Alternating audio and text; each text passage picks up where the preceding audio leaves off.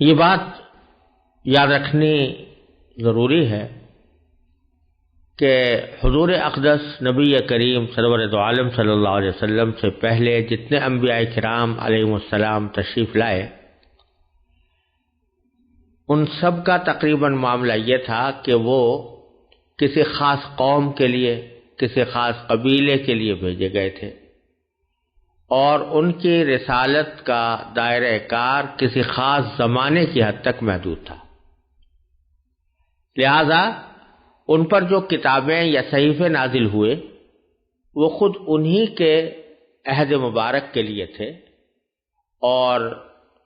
اس کے بعد ان کے احکام دوسری امتوں پر نافذ العمل نہیں رہنے تھے۔ اس لیے اللہ تبارک و تعالیٰ نے ان کتابوں کی یا صحیفوں کی مکمل حفاظت کا کوئی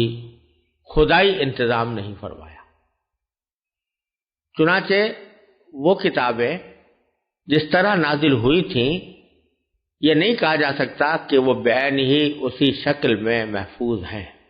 یا محفوظ رہیں گی۔ ان میں بہت سی تحریفات ہوتی رہی ہیں، بہت سی تبدیلیاں ہوتی رہی ہیں، تغیرات آتے رہے ہیں، اور اب ہم نہیں کہہ سکتے کہ جو چیز آج تورات کے نام سے ہمارے سامنے پیش کی جاتی ہے، یا زبور کے نام سے پیش کی جاتی ہے، یا انجیل کے نام سے پیش کی جاتی ہے، وہ لفظ بلفظ بعین ہی وہی کتابیں ہیں جو ان حضرات انبیاء کرام علیہم السلام کے اوپر نازل ہوئی تھیں۔ لیکن حضور اقدس نبی کریم خاتم النبیین صلی اللہ علیہ وسلم کو اللہ تبارک و تعالی نے کسی ایک قوم، کسی ایک قبیلے، کسی ایک زمانے کے لیے رسول نہیں بنایا، بلکہ آپ چونکہ تمام انبیاء کرام کے بعد سب سے آخر میں تشریف لائے، تو آپ کی رسالت کا دائرہ پوری دنیا کے لیے ہے اور آنے والے تمام زمانوں کے لیے ہے۔ قیامت تک جتنے انسان آنے ہیں، جتنی قرنیں آنی ہیں، جتنے زمانے آنے ہیں، وہ سارے کے سارے نبی کریم سرور دو عالم صلی اللہ علیہ وسلم کی رسالت کے ماتحت ہیں۔ چنانچہ اس بات کو صاف صاف قرآن کریم نے بیان فرمایا ہے کہ وَمَا أَرْسَلْنَاكَ إِلَّا كَافَّةً لِلنَّاسِ بَشِيرًا وَنَذِيرًا، ہم نے آپ کو تمام انسانوں کے لیے بشیر اور نذیر یعنی خوشخبری سنانے والا یا آگاہ کرنے والا بنا کر بھیجا ہے۔ تو یہ آپ کی رسالت چونکہ عام تھی تمام خطوں کے لیے اور تمام زمانوں کے لیے، اسی اللہ تبارک و تعالی نے آپ کو کتاب بھی وہ عطا فرمائی جو قیامت تک اپنی اصل شکل و صورت میں اس طرح باقی رہے گی کہ اس میں کسی بھی لفظ کی ادنا تبدیلی کا کوئی امکان نہیں۔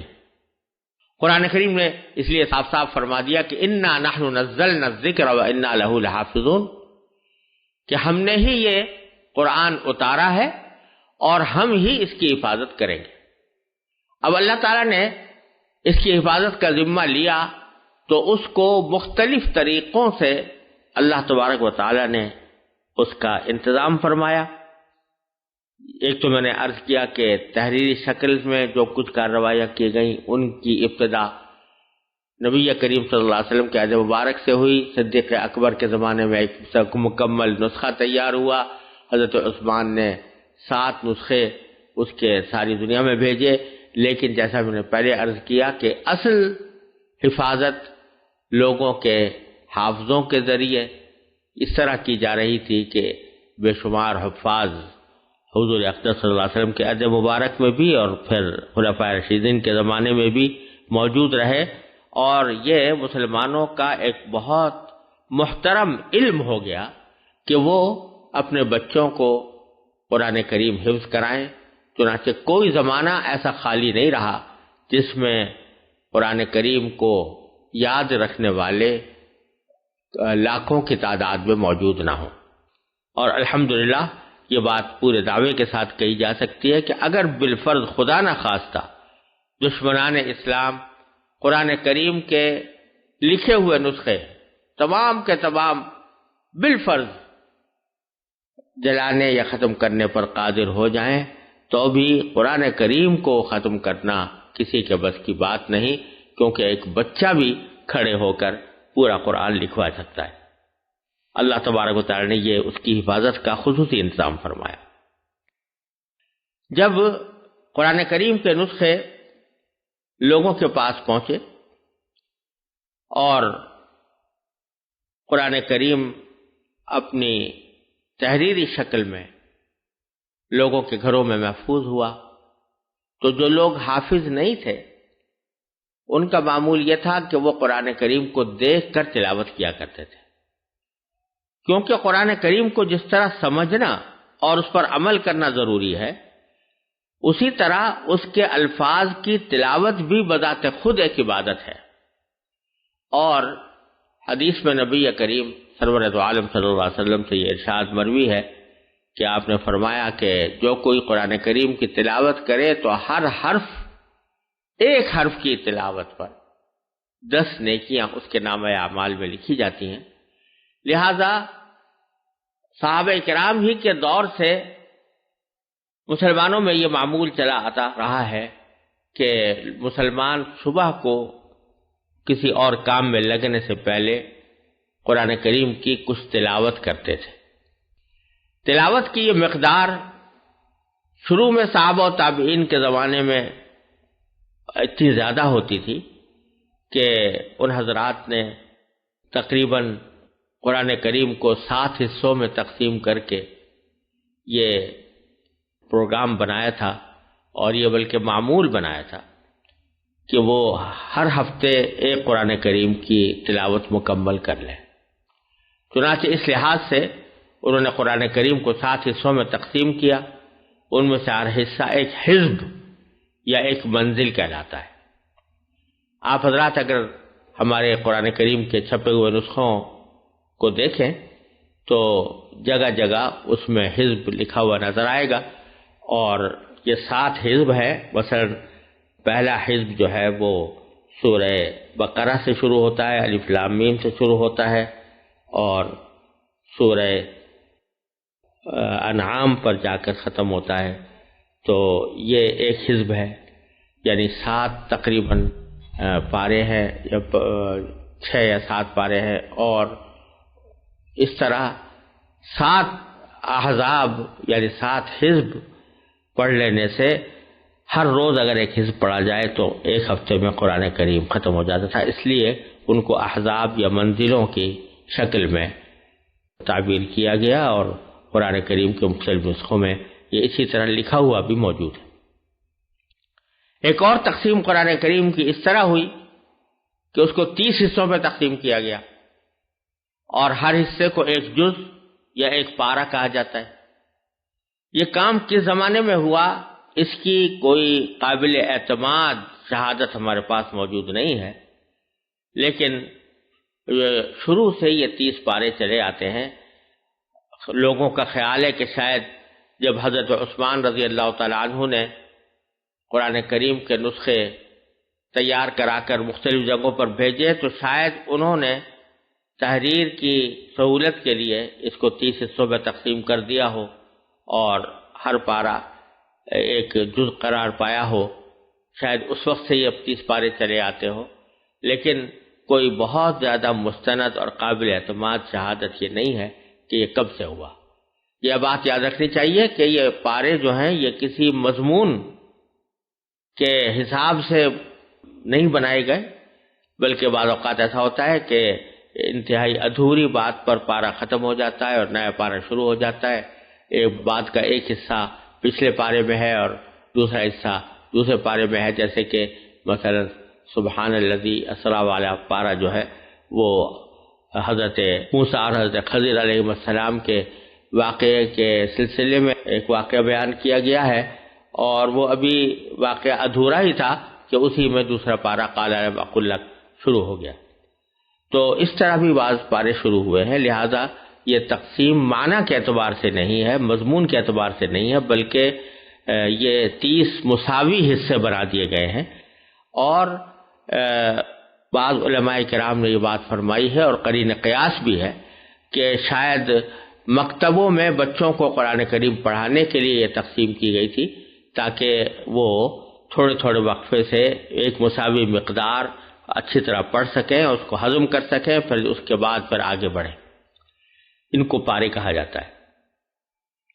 ہمارے بر صغیر کے نسخوں میں ایک اور علامت ہے جو آج تک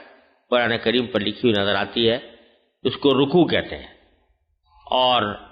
اکثر و بیشتر جہاں رکوع ختم ہو رہا ہوتا ہے تو وہاں حاشیے کے اوپر عین کی علامت لگی ہوتی ہے۔ اس کے بارے میں بھی تحقیق کے باوجود یہ بات پورے مستند طریقے پر معلوم نہیں ہو سکی کہ رکوع کی ابتدا کس نے کی، کس دور میں کی، کس زمانے میں یہ رکوع لگائے گئے، لیکن یہ بات تقریباً یقینی ہے کہ اس علامت کا مقصد یہ ہے کہ آیات کی ایسی متوسط مقدار متعین کر دی جائے جو ایک رکعت پہ پڑھی جا سکے، اس لیے اس کو رکوع کہتے ہیں، اور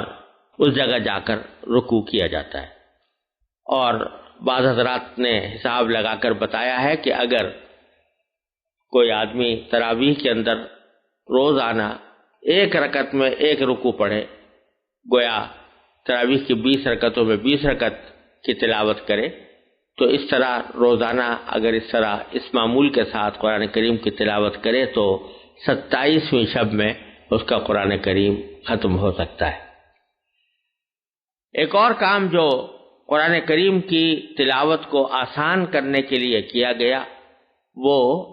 رموز اوقاف کہلاتا ہے۔ یعنی قرآن کریم میں جو جملے ہیں وہ ایسے ہیں کہ اگر اس کے اندر کسی ایک جگہ پر آدمی ٹھہر جائے حالانکہ وہ ٹھہرنے کی جگہ نہ ہو تو اس صورت میں اس کے معنی میں خاصی تبدیلی پیدا ہو جاتی ہے، اور بعض اوقات وہ بہت ہی خطرناک حد تک غلط معنی دے دیتی ہے۔ اس لیے علماء کرام نے رموز اوقاف مقرر کیا ان لوگوں کے لیے جو عربی زبان سے پوری طرح واقف نہیں ہے، کہ جب وہ قرآن کریم کی تلاوت کریں تو کہاں پر ان کو چاہیے کہ وقف کریں، کہاں چاہیے کہ وقف نہ کریں، کس جگہ وقف کرنا ضروری ہے، کس جگہ وقف نہ کرنا ضروری ہے، کس جگہ وقف کرنا مناسب ہے، کس جگہ وقف کرنا جائز ہے، اور وقف کرنے سے یا نہ کرنے سے کوئی فرق نہیں پڑتا۔ یہ علامتیں لگائی گئی ہیں۔ کہا جاتا ہے کہ یہ علامہ سجاوندی رحمۃ اللہ علیہ نے سب سے پہلے لگائی ہے، اور ان میں آپ نے دیکھا ہوگا کہ کہیں طا لکھی ہوئی ہے، کہیں جیم لکھا ہوا ہے، کہیں زا لکھا ہوا ہے، کہیں صاد لکھا ہوا ہے، کہیں میم لکھا ہوا ہے، کہیں لا لکھا ہوا ہے۔ تو یہ مختلف علامتیں ہیں۔ جہاں طا ہے تو یہ وقف مطلق کہلاتا ہے، اس کا مطلب یہ ہے کہ یہاں بات پوری ہو گئی ہے، اس لیے یہاں وقف کر لینا بہتر ہے۔ جہاں جیم لکھا ہوا ہے یہ وقف جائز کا مخفف ہے، اس کا مطلب یہ ہے کہ یہاں وقف کرنا جائز ہے، یعنی اگر نہ کریں تو بھی درست ہے اور اگر کر لیں تو بھی جائز ہے۔ جہاں زا لکھا ہوا ہے یہ وقف مجوز کا مخفف ہے، جس کا مطلب یہ ہے کہ وقف کرنا درست تو ہے لیکن بہتر یہ ہے کہ وقف نہ کیا جائے۔ مطلب یہ ہے کہ وقف کرنا اگر کوئی کرے تو معنی میں کوئی خاص تبدیلی واقع نہیں ہوگی، لیکن جو کلام کی سلاست کے لحاظ سے بہتر یہ ہے کہ وقف نہ کیا جائے۔ جہاں صاد لکھا ہے تو یہ وقف مرخص کا مخفف ہے، اور اس کا مطلب یہ ہے کہ اس جگہ بات تو پوری نہیں ہوئی لیکن جملہ چونکہ لمبا ہو گیا ہے اس لیے سانس لینے کی خاطر دوسرے مقامات کے بجائے یہاں وقف کرنا چاہیے۔ کہیں میم لکھا ہوتا ہے تو یہ وقف لازم کا مخفف ہے، اس کا مطلب یہ ہے کہ اگر یہاں وقف نہ کیا جائے تو آیت کے معنی میں بڑی فحش غلطی کا امکان ہے، لہذا یہاں وقف کرنا زیادہ بہتر ہے۔ بعض حضرات اسے وقف واجب بھی کہتے ہیں، لیکن اس سے مراد یہ نہیں ہے کہ اس کے وقف نہ کرنے سے گناہ ہوگا، بلکہ مقصد صرف یہ ہے کہ تمام اوقاف میں اس جگہ وقف کرنا سب سے زیادہ بہتر ہے، کیونکہ وقف نہ کرنے سے معنی میں غلطی پیدا ہونے کا امکان ہے۔ بعض جگہ لا لکھا ہوتا ہے، یہ لا تقف کا مخفف ہے، اس کا مطلب یہ ہے کہ یہاں نہ ٹھہرو۔ لیکن اس کا منصب یہ نہیں ہے کہ اگر یہاں وقف کر دیا جائے تو کوئی گناہ ہو جائے گا یا یہاں وقف کرنا ناجائز ہے، بلکہ بہت سے مقامات ایسے ہیں جہاں وقف کرنے میں کوئی حرج نہیں، اور اس کے بعد والے لفظ سے ابتدا کرنا بھی جائز ہے۔ لہذا اس کا صحیح مطلب یہ ہے کہ یہاں وقف کیا جائے تو بہتر ہے کہ اسے دوبارہ لوٹا کر پڑھا جائے، اگلے لفظ سے ابتدا کرنا اچھا نہیں۔ بعض جگہ میم اور عین لکھا ہوتا ہے مع، یہ معانقے کا مخفف ہے، اور یہ علامت اس جگہ لکھی جاتی ہے جہاں ایک ہی آیت کے دو مطلب ہو سکتے ہوں۔ ایک مطلب کے مطابق وقف ایک جگہ ہوگا اور دوسرے مطلب کے مطابق دوسری جگہ، لہذا ان میں سے کسی ایک جگہ وقف کرنا چاہیے، اور ایک جگہ وقف کرنے کے بعد پھر دوسری جگہ وقف کرنا اچھا نہیں۔ مثلا ذالک مثلہم فی التوراۃ ومثلہم فی الانجیل، اگر کسی شخص نے توراۃ پر وقف کیا ہے تو الانجیل پر وقف درست نہیں، اور اگر الانجیل پر وقف کرنا ہے تو التوراۃ پر وقف درست نہیں۔ ہاں دونوں جگہ وقف نہ کریں تو یہ درست ہے۔ اس کا ایک نام مقابلہ بھی ہے، اور اس کی سب سے پہلے نشاندہی امام ابو الفضل رازی رحمۃ اللہ علیہ نے فرمائی ہے۔ بعض جگہ سکتہ لکھا ہوتا ہے، یہ سکتہ علامت ہے، اور اس کا مقصد یہ ہے کہ اس جگہ رکنا چاہیے لیکن اس طرح کہ سانس نہ ٹوٹے۔ یہاں عموماً یہ علامت اس جگہ لگائی جاتی ہے کہ جہاں اگر سانس توڑ دیا جائے اور سانس بھی ملا یا سانس نہ توڑا جائے، ملا کر پڑھا جائے تو معنی میں غلط فہمی پیدا ہونے کا اندیشہ ہے۔ اور جہاں وقفہ لکھا ہوتا ہے وہ سکتے سے زیادہ لمبا سانس روکنے کی وہاں ضرورت محسوس ہوتی ہے، اس لیے وقفہ لکھا ہوتا ہے۔ یہ ہیں چند اہم رموز اوقاف جو قرآن کریم کے نسخوں میں پائے جاتے ہیں، اور خاص طور سے ان نسخوں میں جو ہمارے بر صغیر میں پاکستان، ہندوستان وغیرہ میں رائج ہیں۔ ان کا سمجھ لینا قرآن کریم کی صحیح تلاوت میں مددگار ہوتا ہے۔